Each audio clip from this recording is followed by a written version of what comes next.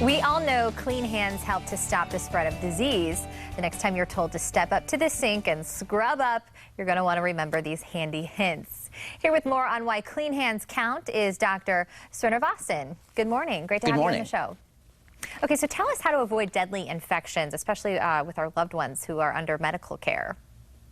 One of the most important things that we can do as healthcare providers, as doctors and nurses, and also as patients, is to make sure that we have clean hands whenever we're going to the doctor and whenever we're delivering care if we're a healthcare provider. Clean hands are the most important thing that we can do to protect our patients. And as a patient, having clean hands is one of the most important things that we can do to keep ourselves healthy. Clean hands count. Can you also maybe share when or how doctors and nurses should be cleaning their hands?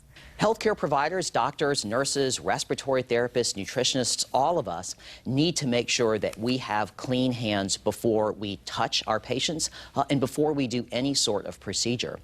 We recommend that you always clean your hands right before you're going to examine a patient or do any sort of procedure. And of course, after you're done, we also recommend that you clean your hands again. Explain maybe when we can use an alcohol-based sanitizer or soap and water instead, which is better at different times.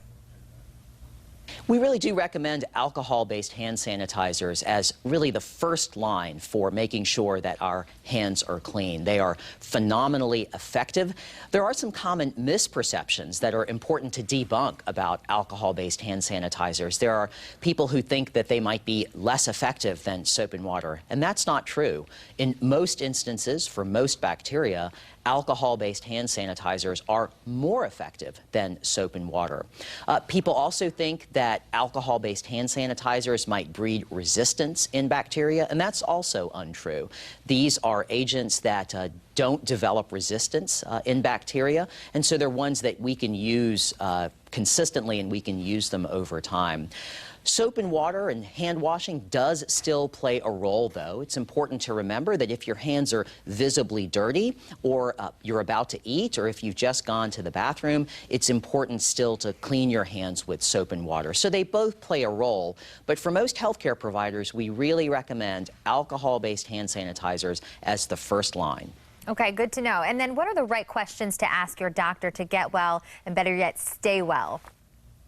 It's so important to ask questions of your healthcare team, your doctors, your nurses, when you're a patient or if you're a family member of a patient. Asking questions and arming ourselves with information is one of the most important things that we can do to get well and to stay well. And one of the things that we really encourage patients and their family members to ask is, have you cleaned your hands?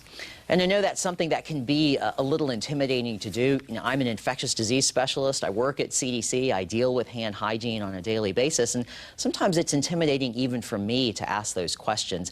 And one of the things that I recommend to people is to try to find some less threatening ways to ask that. And sometimes I tell people, I'll sometimes say, hey, I know I'm supposed to ask you to clean your hands, or I'm supposed to ask you if you cleaned your hands.